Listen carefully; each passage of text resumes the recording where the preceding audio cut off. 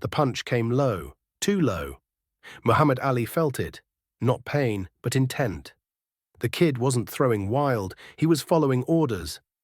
Ali's eyes moved from the young fighter's face to the corner where a man he'd beaten years ago stood with his arms crossed and his mouth shut. That's when Ali understood. This wasn't about training, this was about revenge. Miami, Florida. July 1968, Tuesday afternoon, 3:47 p.m. The Fifth Street Gym sat above a drugstore on Washington Avenue, 3 blocks from the beach. You reached it by climbing wooden stairs that creaked under every step. Stairs that had carried champions and nobodies alike for 20 years. The wood was warped from humidity and age, each board announcing a rival with a different pitch of complaint. At the top, a single door with peeling green paint. No sign, no announcement. Just the sound of leather hitting canvas and men breathing hard in the heat. Inside, the air didn't move. 2 ceiling fans turned slowly, pushing hot air in circles but cooling nothing. The blades were coated in dust that nobody bothered to clean anymore. The smell was sweat and liniment and old leather soaked into the walls and floorboards until it became permanent, molecular. 4 heavy bags hung from chains along the east wall, their leather surfaces dark and smooth from decades of fists. 2 speed bags near the windows, 1 ring in the center, ropes grey from years of use, canvas patched in 3 places where tears had been stitched shut. The afternoon light came through dirty windows in thick bars, catching dust particles suspended in the air. Muhammad Ali pushed through the door, carrying a small gym bag. He wore grey sweatpants and a white t-shirt, already dark with sweat from the walk over. No entourage, no cameras, no crowd. Just Ali, coming to do what Angelo Dundee had asked him to do. Help a young fighter get some work in. A favor for a trainer who'd helped Angelo once. The kind of favor that kept the boxing community connected. Ali had done this dozens of times. Show up, give some rounds, let a hungry kid feel what it's like to be in the ring with the champ. Usually it was fun. The kids were nervous, starstruck, throwing everything they had. Ali would slip, counter, talk to them while he moved. Teach them something, make them feel like they'd accomplished something just by surviving 3 rounds. Today felt different the moment he walked through that door. The gym was nearly empty. A few guys on the bags, working slowly in the heat. An old man wrapping someone's hands in the corner, his movements practiced and automatic. And near the ring, 2 figures. A young fighter, maybe 22, lean and nervous, bouncing on his toes. And standing behind him, arms crossed, a man Ali recognized immediately, Frank Garrison. Ali hadn't thought about Frank Garrison in 4 years, hadn't needed to. Their fight had lasted 7 rounds before Garrison's corner threw in the towel. It had been scheduled for 10, part of Ali's climb back up after his suspension. Garrison had been a decent challenge, tough, durable, but ultimately outmatched. Nothing personal, just business. Ali had moved on to bigger names, bigger purses.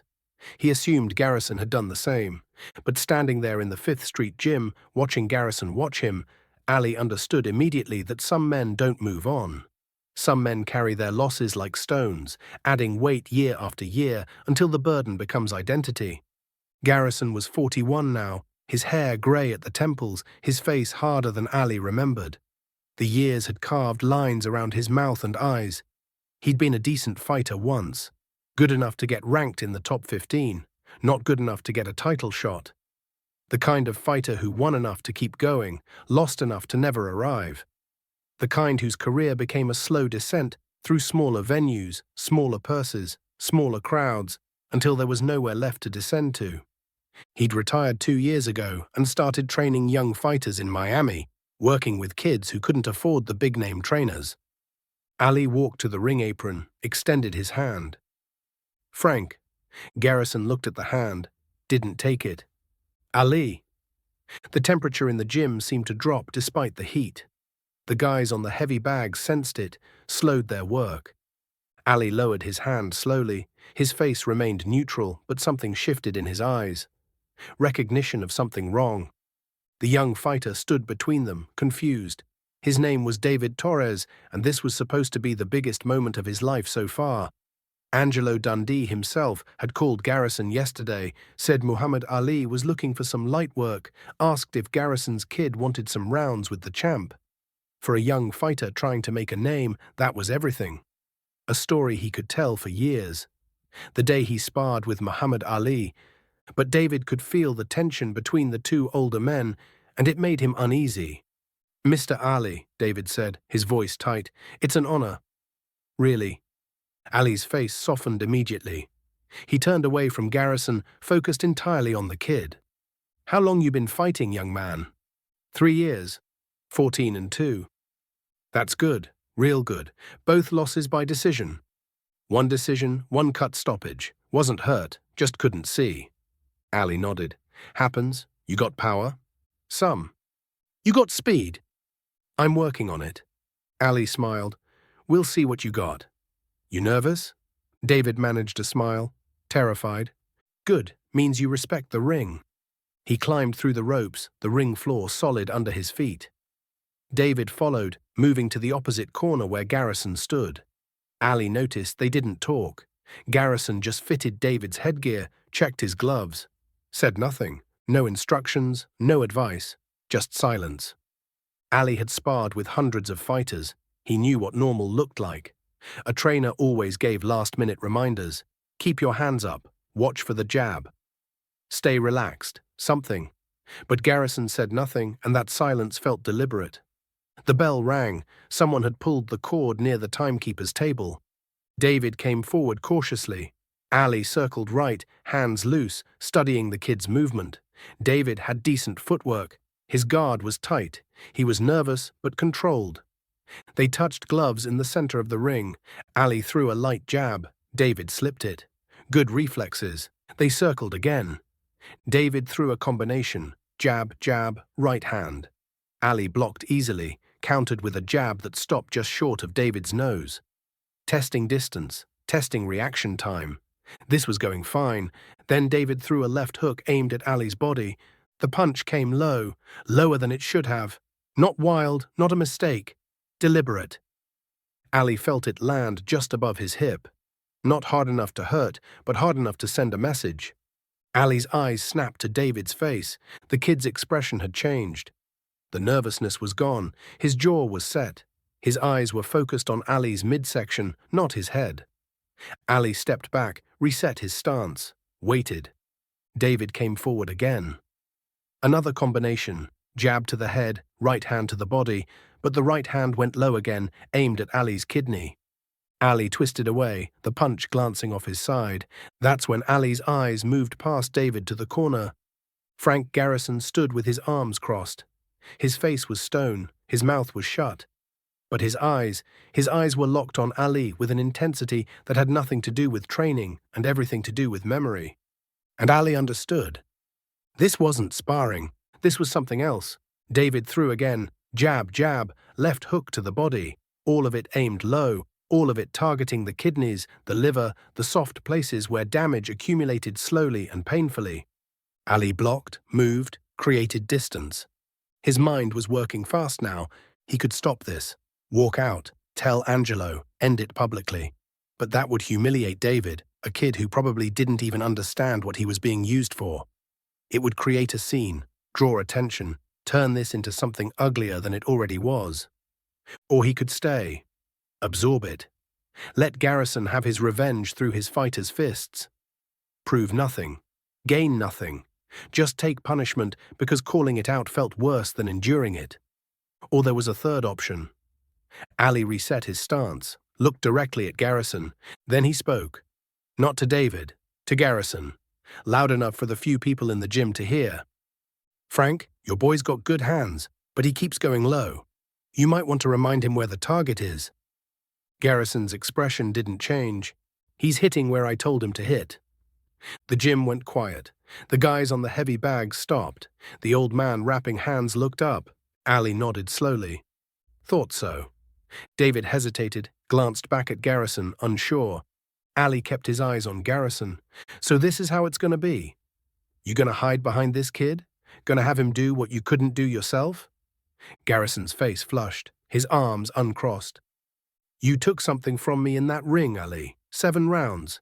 Made me look like a fool in front of everyone I knew. That's what fighting is, Frank. Somebody wins, somebody loses. Wasn't personal. It was personal to me. Ali stood in the center of the ring, sweat running down his face, breathing steady. So what now? You gonna keep having this kid throw cheap shots? Gonna hurt me through him? That the plan? Garrison said nothing. Ali turned to David. How much he paying you? David's voice was quiet. Nothing. He's my trainer. He tell you why we fighting today? Said it was good experience. Said I could learn from you. Ali nodded, looked back at Garrison. You're using this kid to settle your own score. That ain't training. That's coward shit. Garrison stepped toward the ring. You don't talk to me like that. Ali didn't move. Then get in here and do something about it. For 10 seconds, nobody breathed. Garrison stood at the apron, hands on the ropes, staring at Ali. Ali stared back. Then Ali did something unexpected. He lowered his hands, let his guard drop completely.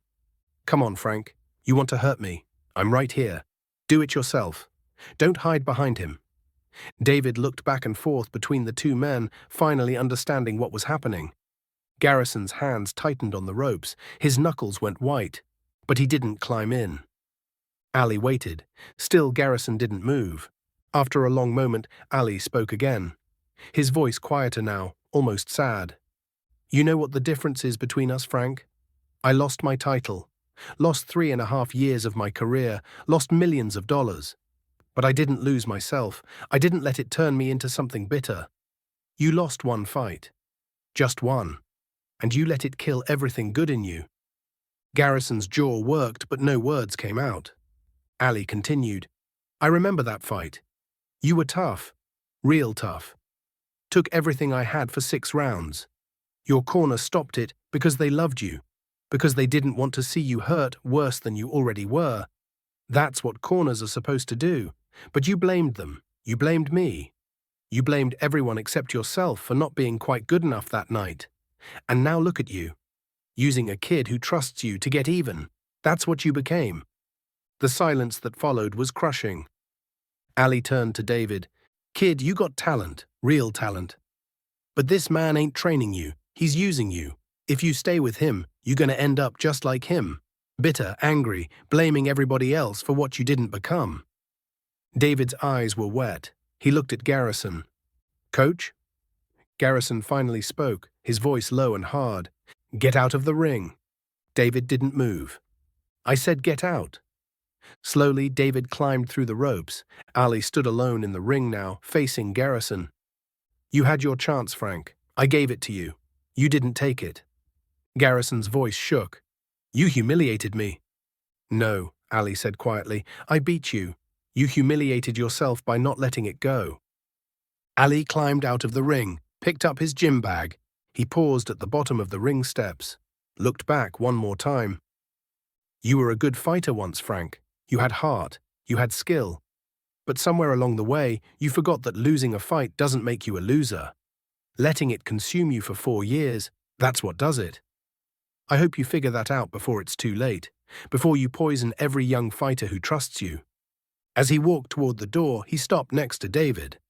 You want real training? Come find Angelo Dundee. He'll help you. You got something worth developing. Don't waste it on revenge that ain't even yours. David nodded, unable to speak. Ali walked down those creaking stairs and out into the Miami heat. Behind him, in the 5th Street gym, Frank Garrison stood alone by the ring, breathing hard, hands still gripping the ropes.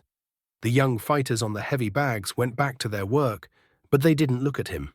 Nobody did, and in that moment, Garrison realized something he'd been avoiding for 4 years. Ali hadn't taken anything from him. He'd given it away himself. One day at a time, one bitter thought at a time, one decision to hold on to anger instead of letting it go. 3 weeks later, David Torres showed up at Angelo Dundee's gym. He trained there for 2 years before moving to New York to work with another trainer. He never became a champion, but he had a decent career. 27 wins, 8 losses, and he retired without bitterness. Frank Garrison kept training fighters in Miami. But word spread about what happened that day with Ali, and the good prospects stopped coming. By 1972, he'd closed his gym and left boxing entirely. Years later, a reporter asked Ali about the incident. Ali's response was simple. Some men can't let go of losing. They hold on to it until it becomes who they are. I beat Frank Garrison in 7 rounds, but that wasn't what destroyed him. Holding on to it for 4 years, that's what destroyed him. The reporter pressed. Did you ever regret going to that gym that day? Ali thought for a long time before answering. No, because that kid, David, he got out. He saw what bitterness does to a man, and he chose something different. That's worth walking into a trap for. On a Tuesday afternoon in July 1968, in a small gym above a drugstore in Miami, Muhammad Ali faced a choice. Expose revenge, absorb revenge, or disarm revenge. He chose the hardest option. He offered the man who wanted to hurt him a clear shot, called him out, gave him every opportunity to act on his anger directly. And when that man couldn't do it, Ali walked away, leaving him with nothing but the weight of his own bitterness. That's not how most fighters handle betrayal. That's how one fighter chose to end it.